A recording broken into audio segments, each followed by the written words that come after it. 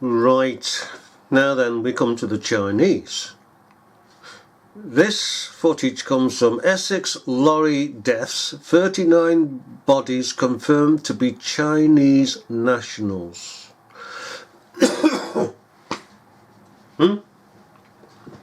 Chinese nationals.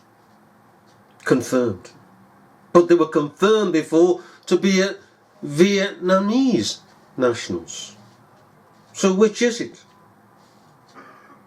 Which country is it? Which families are they from? So in other words, in plain English, in plain life, it's a fake story. Come on, let's face it, you're an officer, alright? You open the back of a vehicle. You see what?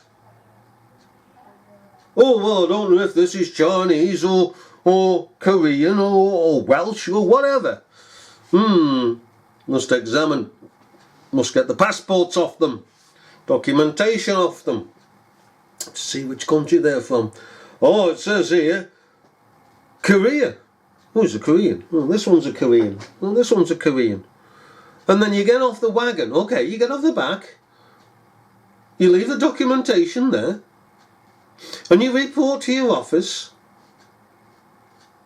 Inspector, oh, I've got a load of Koreans here on board. Oh, well, we'll get a car down. In fact, we'll get some cars down, alright? A load of cars turn up, police cars, and, well, other officers go in. And then they make a report back to their inspector. We've got a load of Chinese in here. How do you know the Chinese? Well, the documentation says the Chinese. No, they're not, says another officer. I went in first, and the documentation says Vietnamese. Well, let's settle this, gentlemen. Go have a punch-up. Huh? Do you know, it just gets disgusting how they play us. And we are so stupid as to believe their stories. And it is a blatant lie.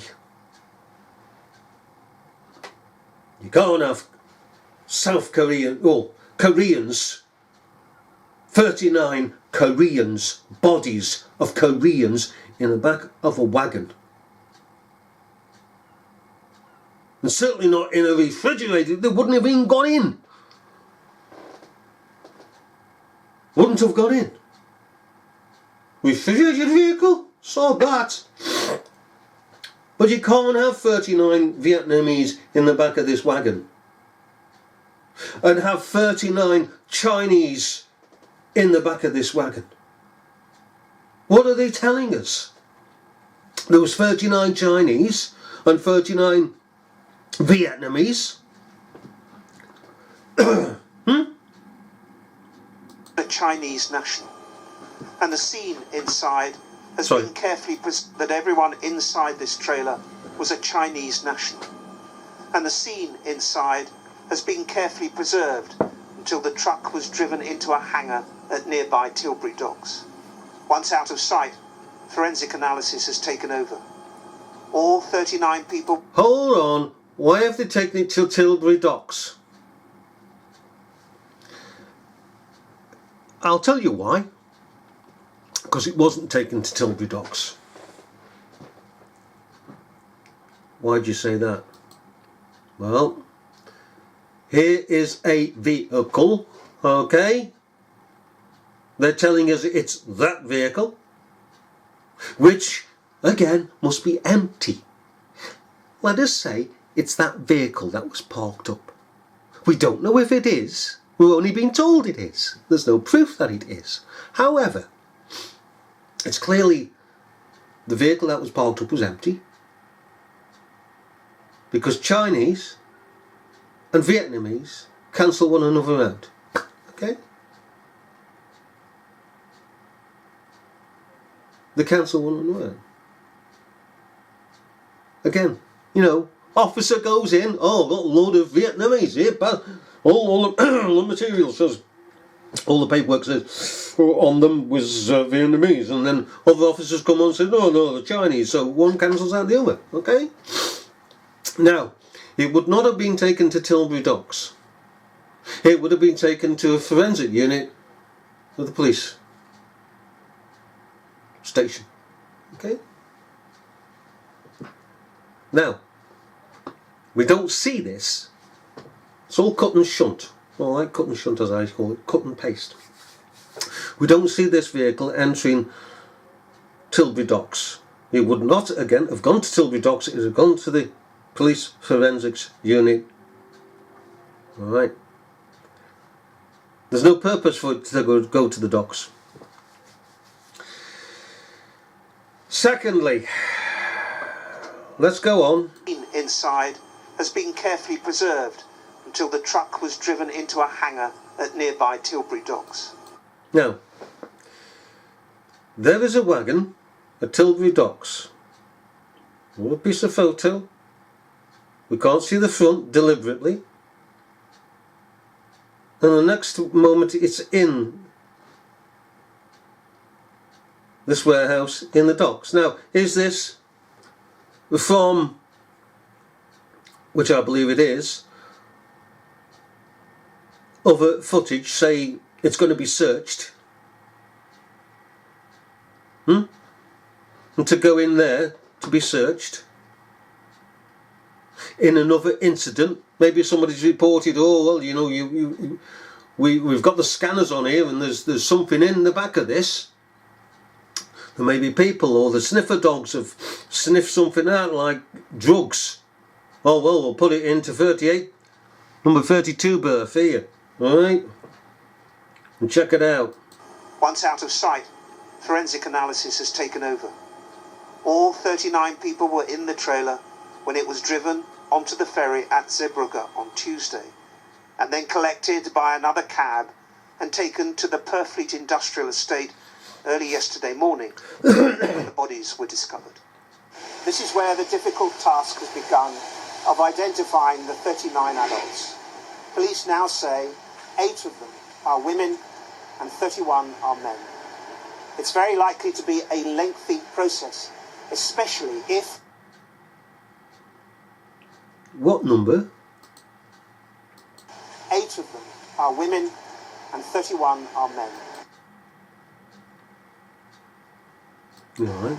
It's very likely to be a lengthy process, especially if, as is common in many of these people smuggling operations, none were carrying identification papers.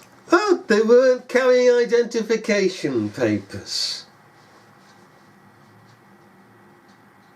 There you are, you say, well, you know.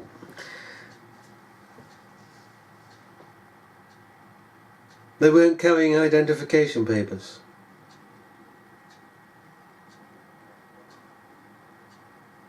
Of what nationality? Vietnamese or Chinese? How very convenient they've not got any papers on them. Not one.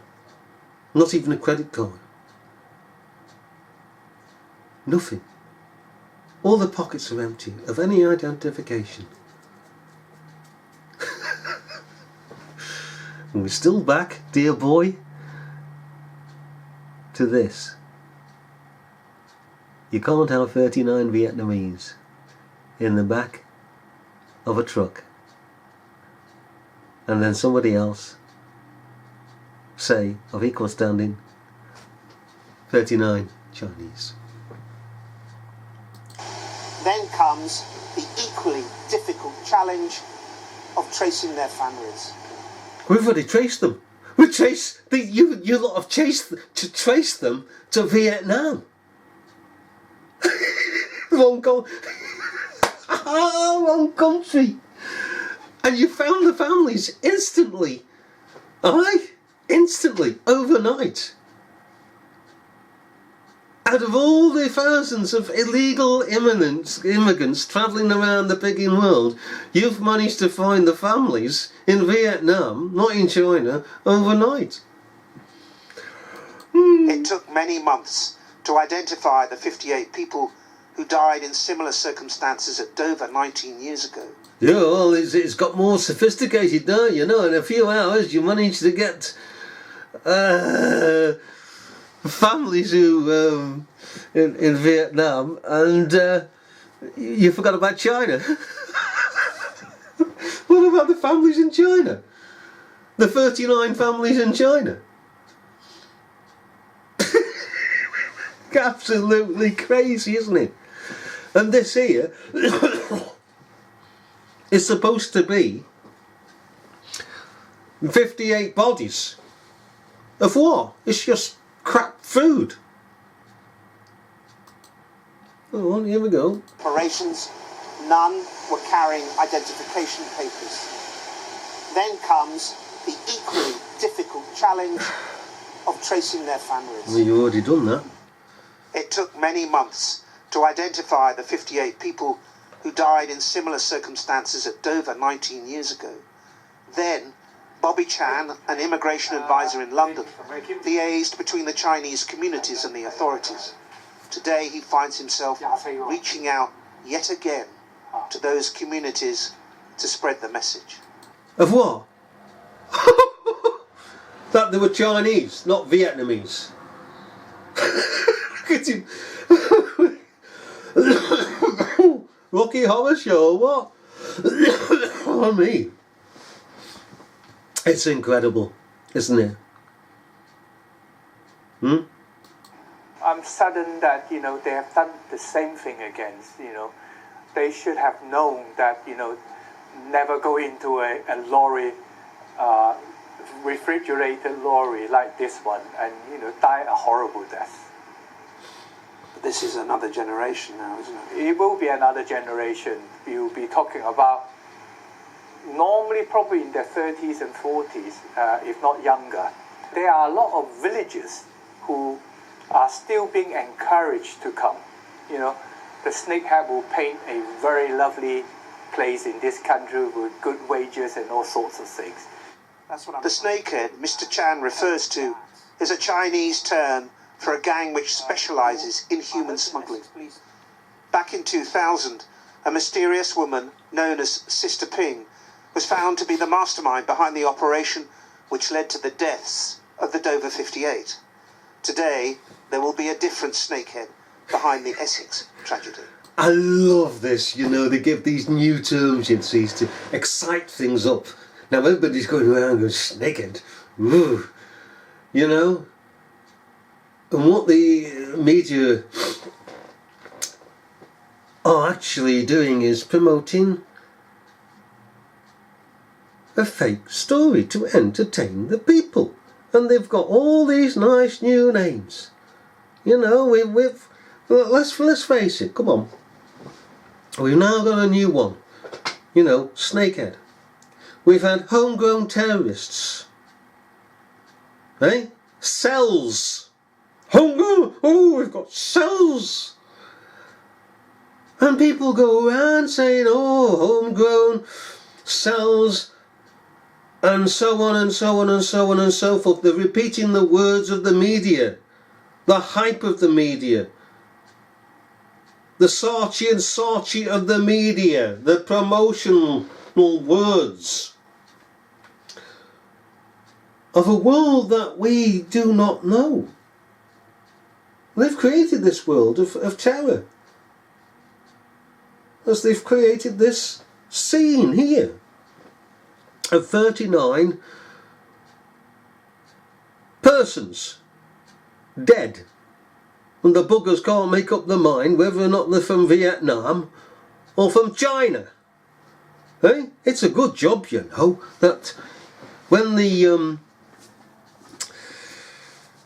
war in the 60s, Vietnam War, took place,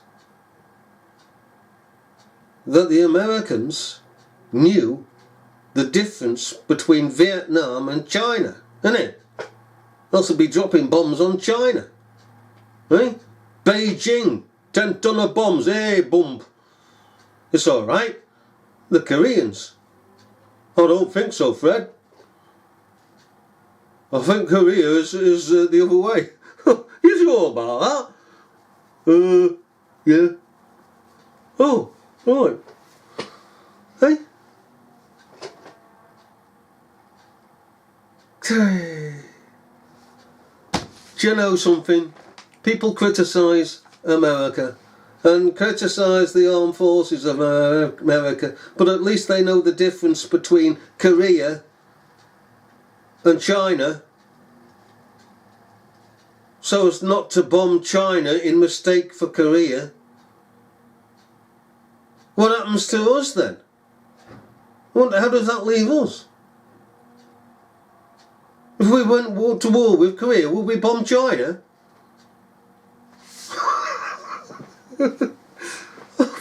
Because we don't know the difference between Korea and China. And then the Americans do.